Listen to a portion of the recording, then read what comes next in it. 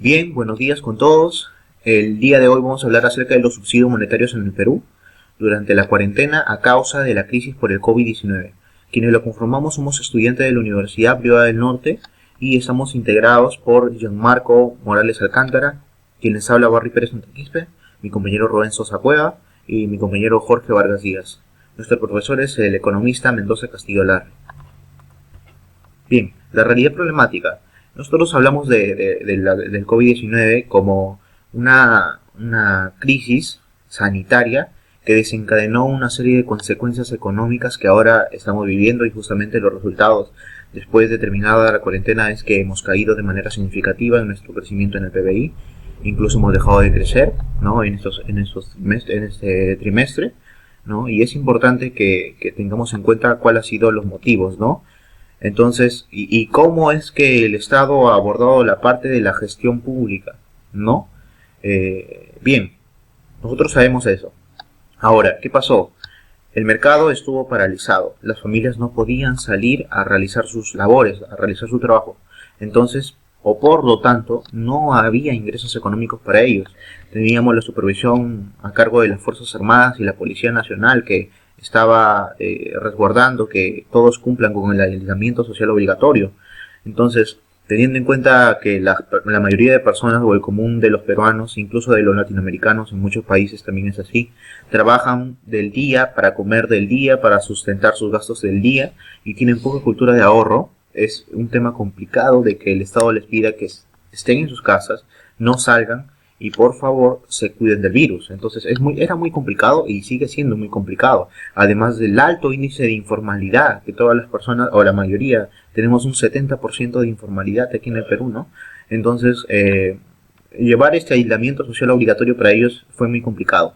Ahora, las medidas que dispuso el gobierno fue una ayuda a través de un bono, ¿no? Sin embargo, desencadenó otra serie de situaciones complicadas, de problemas que fueron, por ejemplo, la baja inclusión financiera. No todas las personas cuentan con una tarjeta donde el Estado les pueda depositar el dinero para que ellos puedan retirar en los bancos, en los cajeros, en los agentes o donde puedan, ¿no? Entonces, en ese caso es muy complicado acceder, o mejor dicho, que el Estado entregue esos bonos no teniendo un padrón, no teniendo en cuenta quiénes son las personas que realmente lo necesitan, ¿no? Ahí se vio una deficiencia del MIDIS, que en el primer bono entregó el subsidio a muchas personas que no se lo merecían, y la gran mayoría que se lo merecía no tuvo acceso a él, ¿no? Entonces es muy complicado este tema. Por lo tanto, nosotros nos vimos en la necesidad de realizar un plan de gestión pública, ¿no? Por resultados y un análisis de costo-beneficio. Antecedentes nacionales.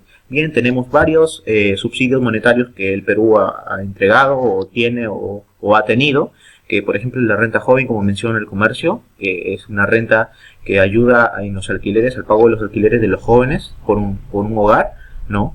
Que equivale de un 100%, un 30% va para el pago mensual y un 70% va para el ahorro, y ese ahorro después de 5 años se entrega a los jóvenes para que ellos puedan acceder a un fondo Mi Vivienda o un techo propio.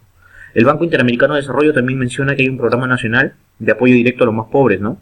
Un programa de transferencias monetarias condicionadas que inició sus operaciones en el Perú desde el 2005. Y luego la más sonada es Pensión 65, ¿no? Como todos conocemos, que es un programa subsidiario del MIDIS, ¿no? Que se encarga de brindar una ayuda económica de 250 soles, ¿no? A las personas mayores de 65 años.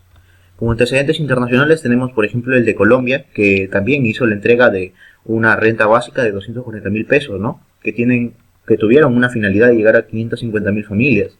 Y además el subsidio tan cuestionado que fue que a las personas que daban que eran positivos a COVID-19 se les iba a entregar o iban a ser acreedores de un bono de 240.000 pesos, ¿no?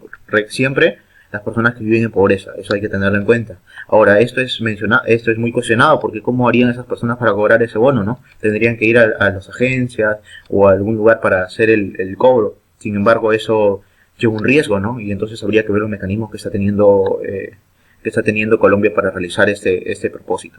Ahora, en Chile también, una economía muy buena, ¿no? La de Chile, que entregó 65.000 pesos mensuales, ¿no? Una ayuda, un ingreso familiar de emergencia, con un máximo de 260.000 pesos por una familia de 4 personas, ¿no? Esto va a tener relación con la cantidad de personas que viven dentro de esas casas y que equivalen a $320 por mes.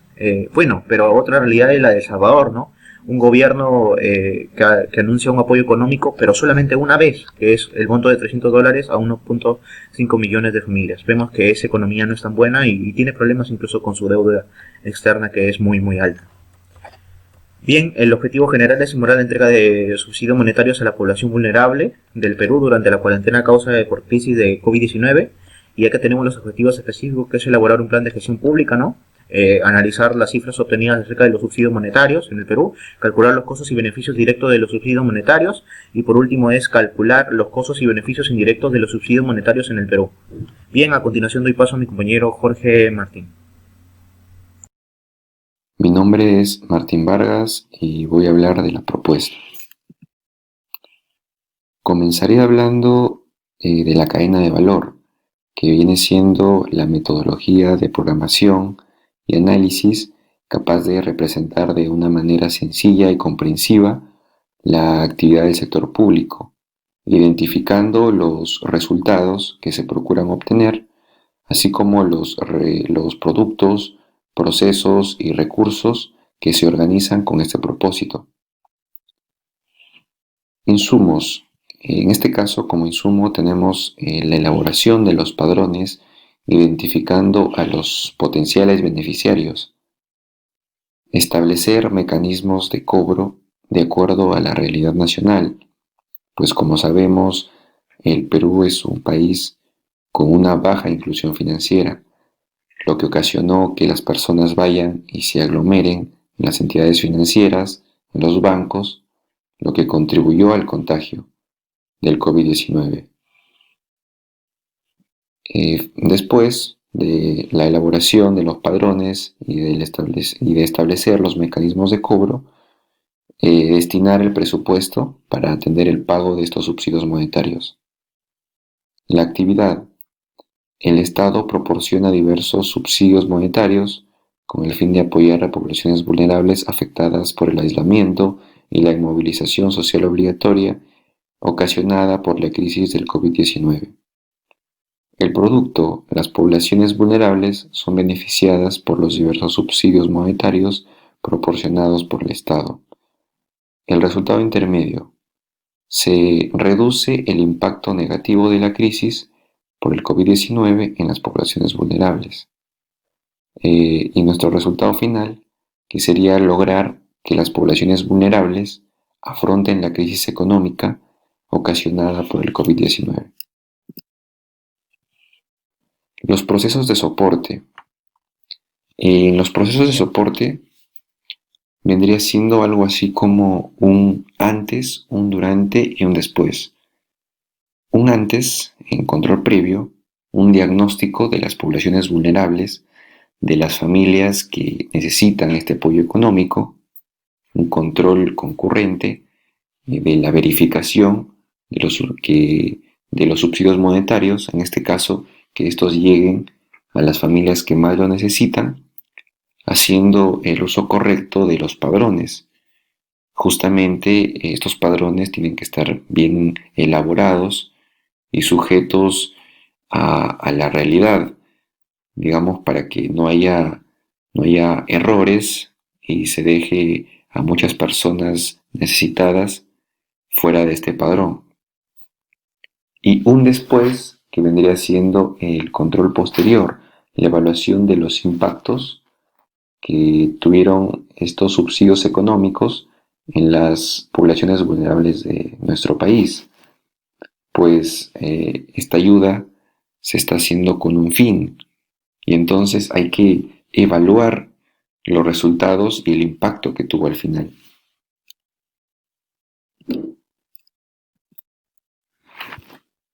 El programa presupuestal. El programa presupuestal constituye un instrumento del presupuesto por resultados y que es una unidad de programación de las acciones de la entidad pública, de las entidades públicas, las cuales de manera integrada y articulada orientan y proveen productos para lograr un resultado específico en la población y de esta forma contribuir al logro de un resultado final asociado a un objetivo de política pública. Y como podemos observar acá, en objetivos, el resultado final, que sería lograr que las poblaciones vulnerables afronten la crisis económica a causa del COVID-19, indicador de impacto, el porcentaje de la población vulnerable no atendida destinada a recibir el subsidio monetario en un plazo no mayor a 15 días. Medio de verificación, los datos proporcionados por el Ministerio de Economía y Finanzas y las viviendas censadas por el Instituto Nacional de Estadística e Informática. Supuesto importante, en cumplimiento con algunas familias vulnerables por el tema de accesibilidad. Objetivo, resultado específico, reducir el impacto negativo de la crisis por el COVID-19 en las poblaciones vulnerables. Indicador de efecto, número de familias vulnerables beneficiadas.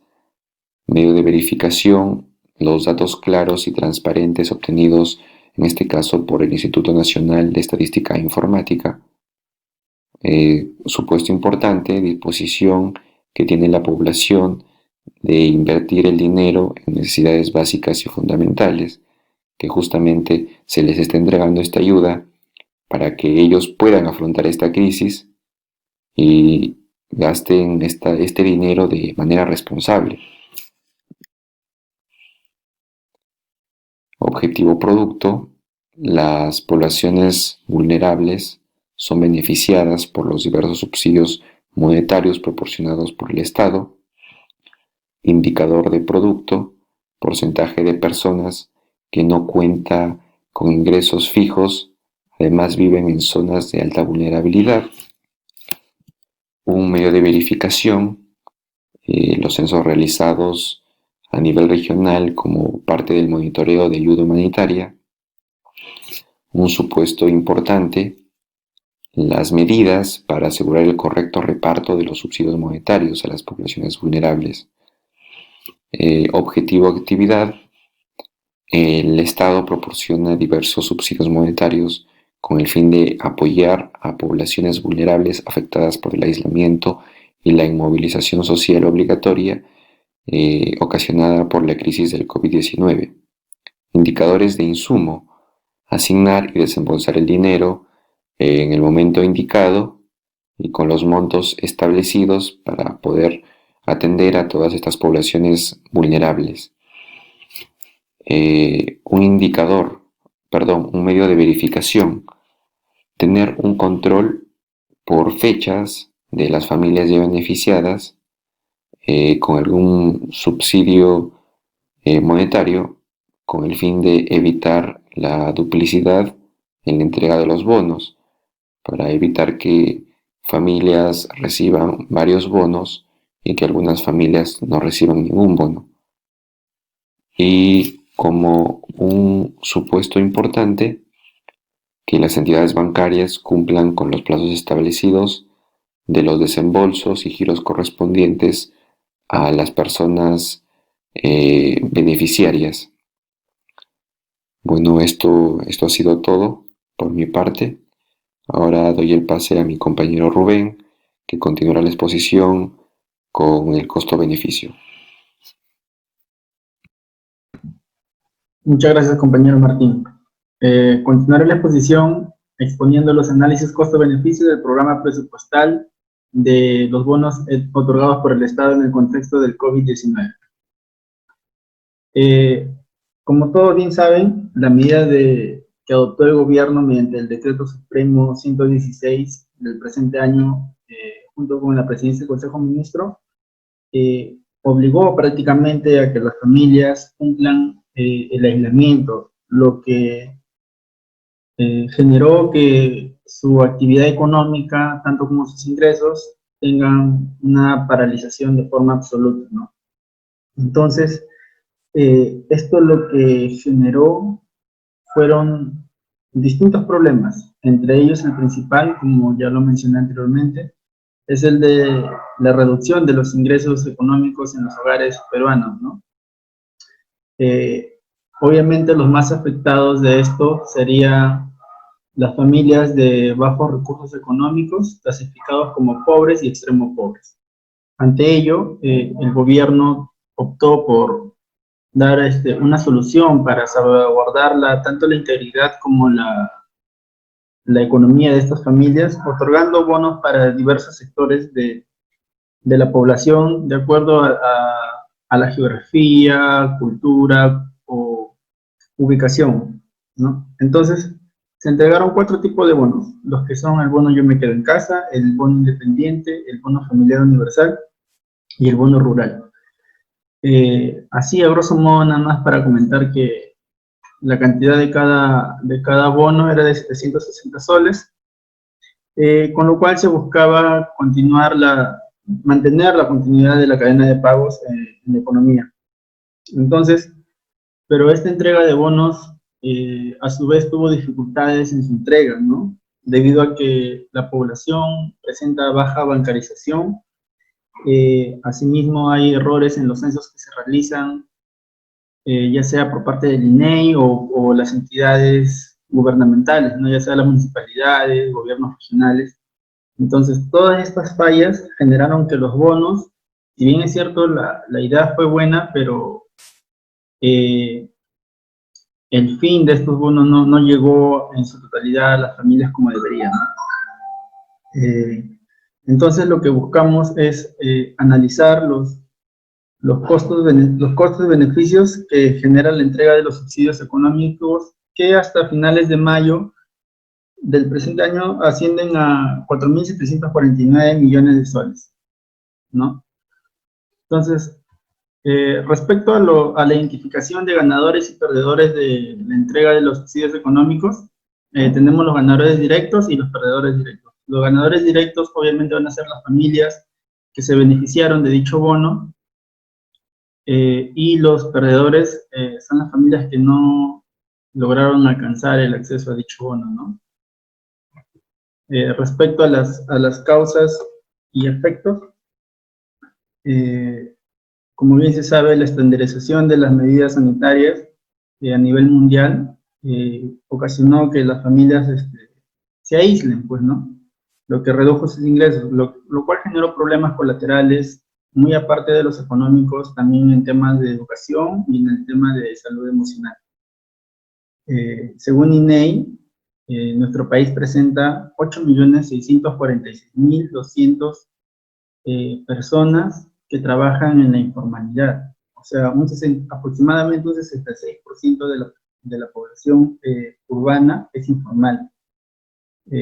Entonces, estas familias que son informales, al cumplir el aislamiento social, obviamente sus ingresos se van a ver reducidos debido a que viven el día a día, ¿no? Entonces, es por ello que el Estado busca suplir las necesidades que demandan las familias, ¿no? Para el subsistir diario. Respecto a los análisis costo-beneficios, tenemos que los subsidios monetarios en la cuarentena, en cuanto a costos que genera la entrega de bonos al Estado y a la economía peruana, es el de inyectar dinero a la economía a partir del tesoro público a través de los hogares. ¿Cuál es el beneficio de esto? El beneficio de esto es que dinamiza la economía, permite que las familias cumplan el aislamiento social y mitiga la crisis sanitaria que se veía venir si es que no se cumple el aislamiento. Otro de los costos es que el tesoro público se ve limitado en términos de liquidez debido a la entrega de dichos bonos, ¿no? Entonces, el beneficio de esto es que tendríamos una mayor circulación de dinero en la economía, estaríamos reactivando la economía y asimismo reactivando la cadena de pagos, ¿no? Asimismo, el otorgamiento de bonos a hogares vulnerables permite que en los hogares haya una reducción del hambre, tengamos familias más seguras, protegidas por el Estado, y que se tenga una reducción de exposición de familias en la vía pública, ¿no? En cuanto al análisis costo-beneficio indirecto, uno de los costos más importantes, por así decirlo, indirecto, es que al inyectar dinero en la economía a partir del tesoro público en los hogares, esto va a mitigar la inflación. Así también permite que las familias cumplan el aislamiento y mitiga la crisis sanitaria. En cuanto al costo-beneficio indirecto de que el tesoro público se ve limitado en términos de liquidez, el beneficio es que se promocionan los bienes y servicios en el mercado, ¿no? Y también se promueve el empleo. En cuanto al otorgamiento de los bonos hogares vulnerables, se va a permitir una mayor bancarización de familias, debido a que para que accedan a estos bonos van a tener que bancarizarse sí o sí. Otro de los costos indirectos es que debido a esta transacción que hace el Estado por intermedio de los bancos, va a haber una recaudación de los impuestos a las transacciones financieras. Entonces, ese es un dinero que se va a poder circular en la economía. Asimismo, la estabilización de precios en los productos básicos, debido a que las familias van a tener dinero para poder adquirir sus productos y ya los precios ya no se van a disparar como se vio inicialmente. En cuanto a los ajustes de precios de mercado, los costos y beneficios de mercado no son iguales a los costos-beneficios sociales, debido a que existe la intervención del Estado. No nos referimos a la regulación de precios que por lo general hace el gobierno cuando interviene en el mercado, ¿no? Sino que el gobierno al cobrar impuestos los invierte en obras públicas y en los distintos programas presupuestales que lo hacen de manera anual, y también interviene cuando se presentan fallas de mercado. Entonces, debido al aislamiento, una gran falla de mercado que hubo fue la comunidad de la cadena de pagos. Entonces, lo que hizo el gobierno fue otorgar los bonos para que las familias puedan adquirir sus productos y así dar circulación a los bienes y servicios que circulan en la economía. A continuación, mi compañero Gianmarco continuará con la exposición. Gracias, Rubén. Para continuar, vamos a hablar sobre la determinación del costo y beneficios no monetarios para los que existen métodos de valorización. Como sabemos, los costos y beneficios no solo es cuantificable o monetario. Esto depende de situaciones. Además, estas herramientas es utilizada para armar proyectos de inversión. Si bien es cierto, el costo y beneficio son deducibles, pues estos dependen de factores externos. Por ejemplo, el tiempo que se utiliza para ir al banco y recoger el bono en una ventanilla es diferente al dar los datos financieros y crear una cuenta bancaria, ya que esto disminuye el contagio por el tema del virus. Ahora, para la evaluación de proyectos en diferentes periodos de tiempo. Como es de conocimiento, tras la crisis sanitaria y el coronavirus en pleno crecimiento, el contagio aproximadamente es del 71% en el sector informal del territorio peruano. El gobierno autorizó al MIDIS, al Ministerio de Desarrollo e Inclusión Social, al otorgamiento del subsidio monetario, lo cual ha sido focalizado para personas pobres y vulnerables. La identificación de la tasa de descuento apropiado. Se indicó que este plan implementado por el gobierno peruano es equivalente al 12% del PBI actual, que es acerca más de 90 millones de soles, con el motivo de preservar el empleo y permitir que la cadena de pagos se paralice y que esto no dificulte la reactivación económica. Ahora, en esta tabla vamos a hablar sobre los grupos afectados por la propuesta normativa. Tenemos el sector privado, consumidor, gobiernos y sociedades.